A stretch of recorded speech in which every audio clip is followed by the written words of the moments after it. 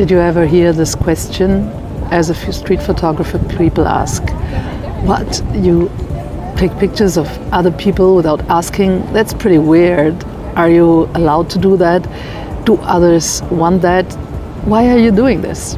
So, yeah, in the end I asked myself, why am I doing this? What is it that makes me go out and take photos of people I don't even know, and take street portraits and take photos in the city without asking people?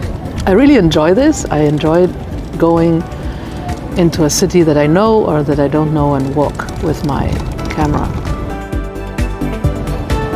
I love to spend time with my camera. I love to spend time walking in the cities. I also like to spend time in the nature, but it's really the cities that attract me because, yeah, why? Why is it? Well, I think it's because life is so incredibly exciting. It's so diverse, it's so beautiful, and people are just incredible. They are exciting, they're interesting, they dress in a specific way, they look in a specific way, and they behave in a specific way. And I love to roam the streets and watch and observe and then take photos of things that seem so really normal. But in fact, if I find the right way to take the photos, they're not so normal anymore. They become interesting, even really everyday stuff. So I asked, my questions are, what do we humans do in the city? How does this maybe even change over the decades, and if I look back at my old photos? So in fact, there are many whys, many reasons why I take street photography, pictures, photos of strangers in the city. So I think for myself I have two main reasons. One is really fun. It's fun to walk in the cities, and it's fun to meet other people, and often I stop and talk to them after having taken my picture. And I enjoy this human interaction that some years ago I would have never dared to do.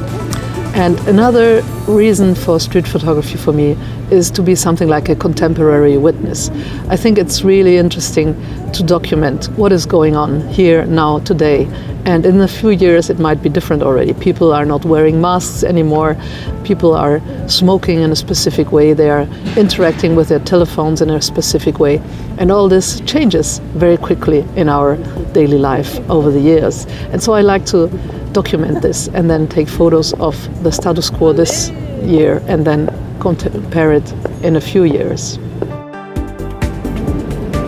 It's also about myself. I just like to spend time, me alone with myself, myself and I, with my camera.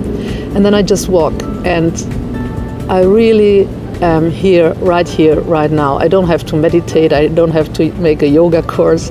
I'm really very focused when I'm with my camera, and I don't think about some problems I might have around in my life.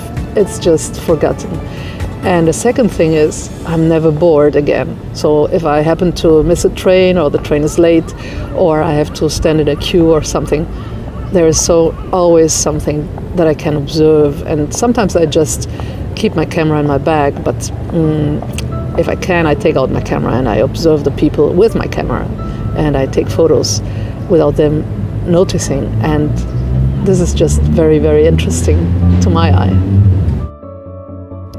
Something I already mentioned is the surprising diversity. So street photography really thrives on the diversity of people, of cities, of the way they dress and behave.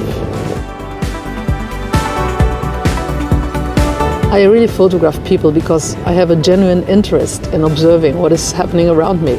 And so I like to watch what's happening around me. And through this street photography, I learned to perceive people and things that happen in a completely different way. I really observe a lot better now. I look at things and things that happen around me that I used to ignore, and now I really look at them and observe. And though some people might think it's really boring to take photos in your own city, I think that's where it's most interesting, because that's where you live, where you are, where you can go out every day, and there's nothing like repetition.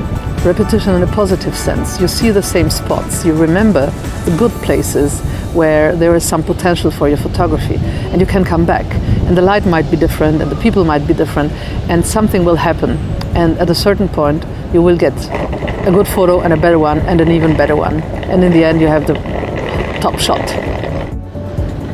Now, contrary to reportage or documentary photography, in street photography we have complete freedom. We can just play around and do what we want. We are not obliged to tell the truth.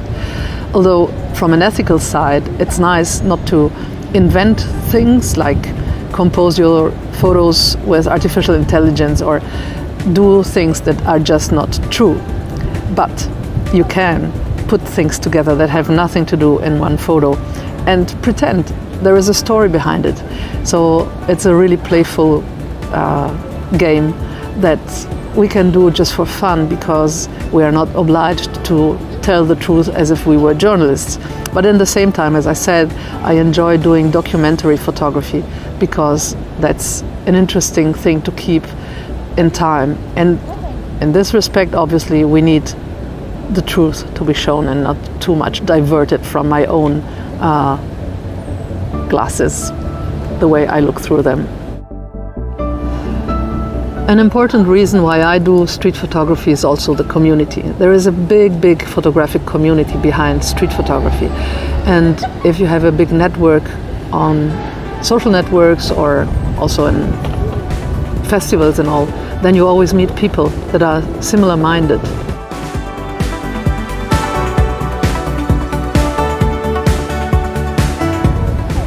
It's nice to feel integrated in this social community, and it makes you have a lot of exchange of fun with other people. But also from a practical point of view, people will help you talk about your photography, find out which photos really work, or put together a series, make an editing of your photos, and maybe you get an invitation to a festival. Maybe you are setting up an exposition together with some friends, some photo friends. And when you travel, you will meet a lot of people overseas. You can just drop a note that you will be, I don't know, in Singapore, in Tokyo, in Rio, wherever. And people will show up who take you for a photo walk, who show you their favorite spots. So it's a give and take, and I love this part of street photography. So to close this up, there are many more whys, many reasons to do street photography. It teaches us to see, to perceive, to consciously filter things. And I recognize beauty, I recognize humor in the everyday life. This is something that I really like, even on my way to work or to shopping.